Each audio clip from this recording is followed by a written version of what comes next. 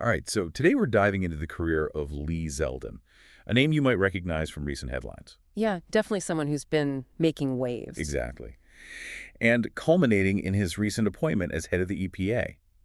It's a story with some twists and turns you might not expect. So let's get right into it. Sounds good. So Zeldin's got this classic Long Island upbringing, born and raised in Suffolk County. But even early on, there are these hints that he's not your average kid next door. What do you mean? Well, he gets a political science degree. Not a huge surprise, right? Yeah, makes sense. But then he joins the Army, ROTC. Interesting. So you've got this blend of legal and military, almost like he was setting the stage for a career that would require him to be both a strategist and a fighter. Yeah, like a multifaceted background. Exactly. He serves on active duty then in the reserves and eventually reaching the rank of lieutenant colonel. Wow. Talk about a unique set of experiences. It makes you wonder how these early experiences might have shaped his approach to politics, the discipline, the strategic thinking. So how does he make the leap from the military to the political arena? Well, in 2010, he dives headfirst into New York politics, winning a seat in the state Senate. Okay. And here's the kicker. He defeats a Democratic incumbent in a district that typically leans blue. Wow. So he's a Republican making waves in a Democratic stronghold.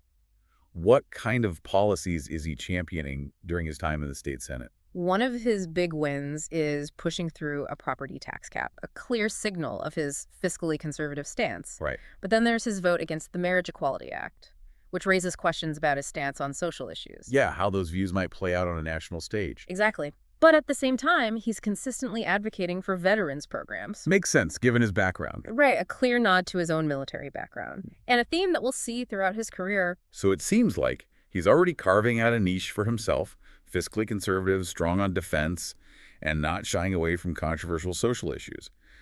But his ambitions clearly don't end at the state level. You're reading his mind. In 2014, he runs for a seat in the U.S. House of Representatives and wins, representing New York's 1st congressional district. Okay, so now he's on the national stage. What committees does he land on? Because those assignments can really shape a politician's focus and influence. He lands on 2 pretty significant committees, Foreign Affairs and Financial Services, Interesting. which suggests he's interested in both international relations and economic policy. Right. Areas that could definitely come into play in his future roles. It's like he's strategically positioning himself for a bigger role, gaining expertise in areas that could be crucial down the line. And it's around this time that a certain someone enters the political scene.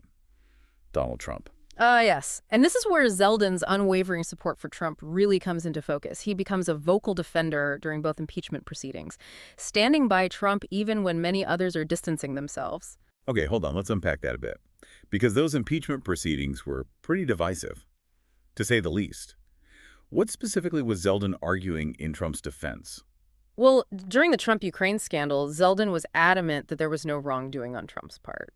He was a key figure in those impeachment depositions, arguing passionately against the accusations. It sounds like he was really in the trenches fighting tooth and nail for Trump.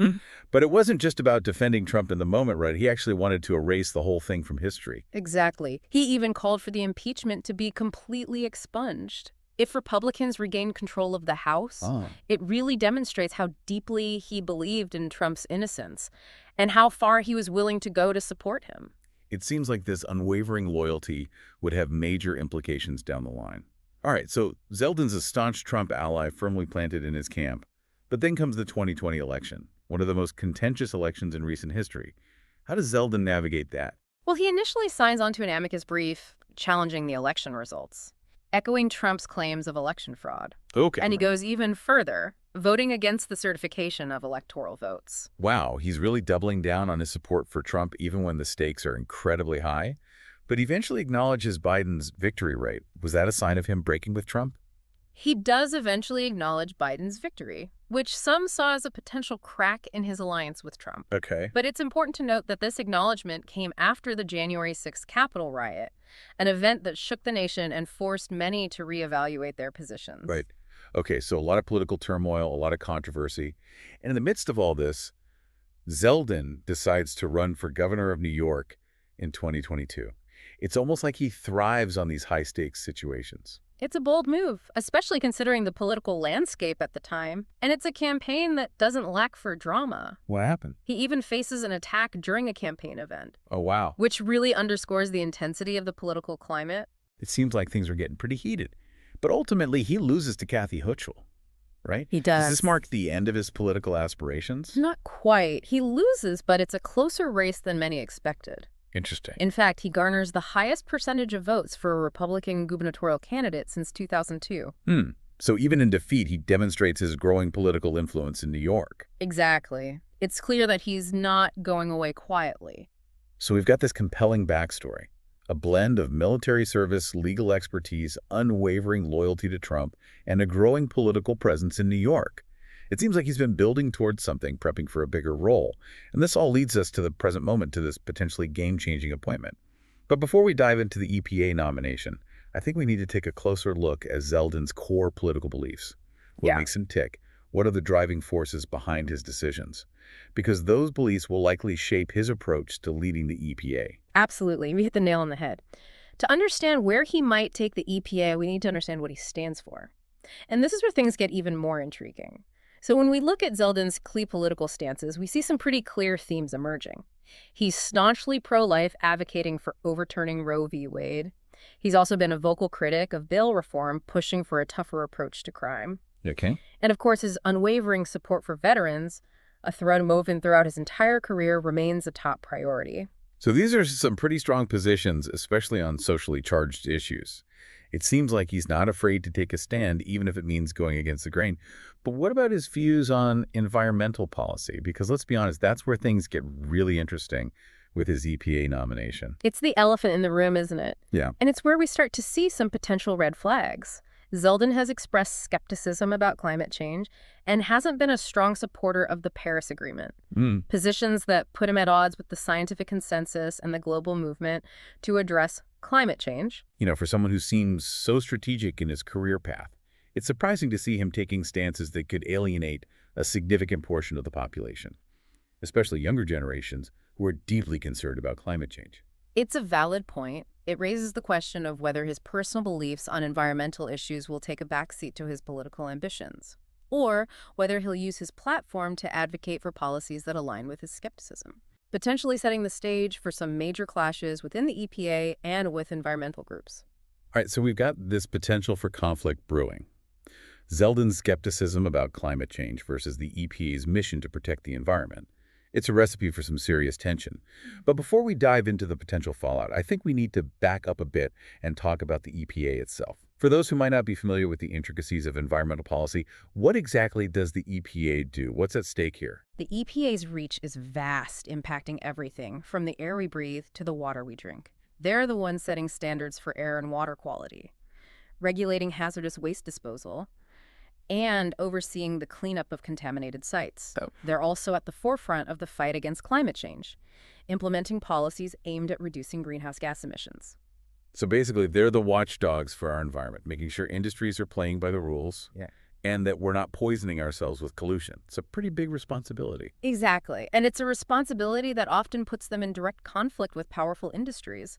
Think fossil fuel companies, chemical manufacturers, agricultural giants, who might prioritize profits over environmental protection. So the EPA is this powerful agency tasked with protecting the environment, often facing pushback from big industries. And now you've got Zeldin, a climate change skeptic potentially at the helm. It's no wonder environmental groups are freaking out. Yeah, their concerns are definitely understandable. They're worried that under Zeldin's leadership, the EPA could shift its focus away from aggressively tackling climate change. They fear a rollback of regulations, a weakening of enforcement, and a prioritization of economic growth over environmental protection. It almost sounds like they're bracing themselves for an environmental policy earthquake. It's not far off. They're anticipating a potential exodus of scientists and experts from the EPA, folks who feel like their work is being undermined and their voices silenced. Yeah, that would be a huge loss. It's a scenario that could cripple the agency's ability to effectively protect the environment. All right, so let's play devil's advocate for a moment. Is there another side to this story? Are there any arguments in favor of Zeldin's nomination? Are there any potential upsides that we might be overlooking?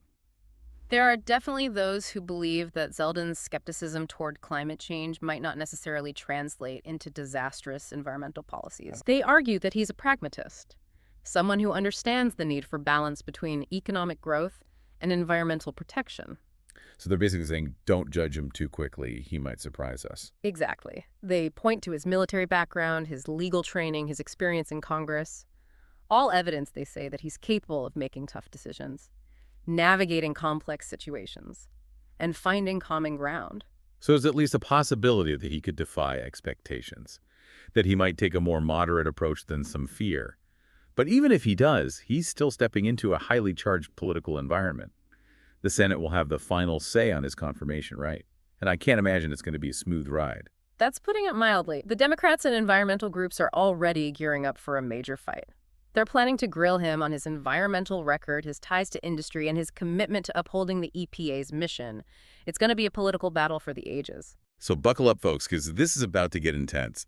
But for now, let's take a breather from the political drama and zoom out a bit. Because Zeldin's nomination, regardless of the outcome, is a symptom of a much larger issue. It feels like we're at this crossroads as a nation, grappling with the question of how to balance economic growth with environmental protection. You're right. It's a question that's becoming increasingly urgent. And it's one that we need to address head on if we want to create a sustainable future for ourselves and for generations to come. All right, so we're back. And we've been tracing the journey of Lee Zeldin, a man whose career path has been anything but ordinary. Leading up to his controversial appointment to head the EPA, we've talked about his military background, his unwavering loyalty to Trump, his political battles in New York. But now it's time to grapple with the million-dollar question. What will his leadership mean for the future of environmental policy in the U.S.? It's the question that has everyone on edge, both those celebrating his appointment and those sounding the alarm. And to really unpack this, we need to look beyond the headlines and delve into the nitty-gritty of what the EPA actually does, how its power is wielded, and where Zeldin's priorities might lie. Okay, so remind us again, what are the big-ticket items on the EPA's agenda? Where are we likely to see Zeldin's influence most keenly felt? Well, one area where we could see immediate and significant changes is climate change policy. Zeldin's skepticism about climate change and his lack of enthusiasm for the Paris Agreement suggests that he might shift the EPA's focus away from aggressively reducing greenhouse gas emissions. So potentially a step back from the Obama-era policies that aim to curb carbon emissions and promote clean energy. It's a real possibility. We could see a rollback of regulations on power plants, a loosening of fuel efficiency standards for vehicles, and a decreased emphasis on investing in renewable energy sources.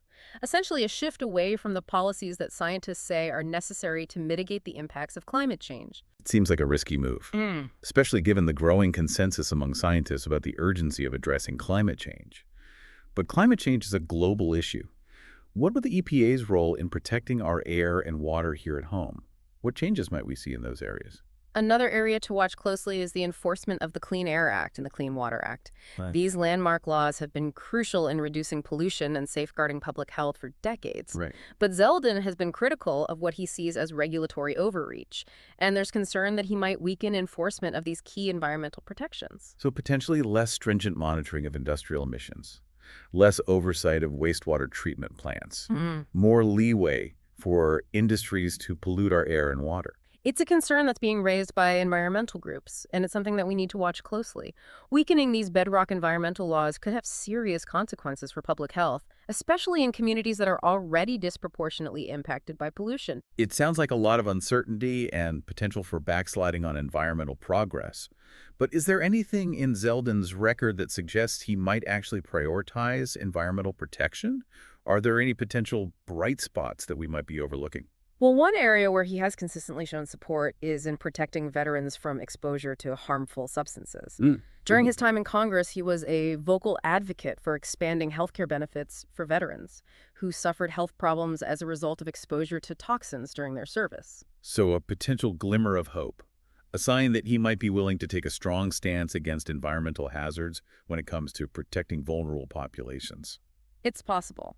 But it's important to note that his advocacy for veterans has often been framed in the context of national security and military readiness, not necessarily through the lens of environmental justice or public health more broadly. Okay, so maybe not a complete shift in perspective, but at least a data point that suggests he's not entirely indifferent to the health impacts of environmental hazards. But even if he does surprise us and takes a more moderate approach than anticipated, he's still operating within a Trump administration that has been openly hostile towards environmental regulations. How do we reconcile those competing forces? That's the million-dollar question. It's hard to imagine Zeldin going rogue and enacting policies that directly contradict Trump's agenda. So even if he does have personal convictions about certain environmental issues, he's likely to face significant pressure to align with the administration's priorities, which have generally favored deregulation and a hands-off approach to environmental enforcement. So it sounds like we're potentially looking at a scenario where the EPA under Zeldin might focus on streamlining regulations, reducing bureaucratic hurdles for industries, and promoting what they would call a more business-friendly approach to environmental protection. That seems to be the most likely scenario, yes. And it's a scenario that has many environmental advocates deeply worried. They fear that this emphasis on deregulation will come at the expense of safeguarding public health and protecting the environment. So as we wrap up this deep dive, what's the big takeaway for our listeners? What should they be thinking about as we move forward into this uncertain future? I think the key takeaway is this. Zeldin's appointment as head of the EPA signals a potential shift in how the U.S. approaches environmental policy. His skepticism about climate change, his past criticism of environmental regulations, and his alignment with the Trump administration's agenda suggests that we might be entering a period of less stringent enforcement or rollback of certain protections, and a prioritization of economic growth over environmental concerns. It's a sobering thought, especially for those who believe that protecting the environment is crucial for the health and well-being of current and future generations. Absolutely. And it underscores the importance of staying informed, engaged, and active in advocating for policies that protect our planet. We can't afford to be complacent. Well said. This has been a fascinating, if somewhat unsettling, deep dive into the life and career of Lee Zeldin and what his appointment might mean for the future of environmental policy in the U.S. To our listeners out there, stay curious, stay informed, and stay engaged. The future of our planet depends on it. Thanks for joining us on this deep dive. It's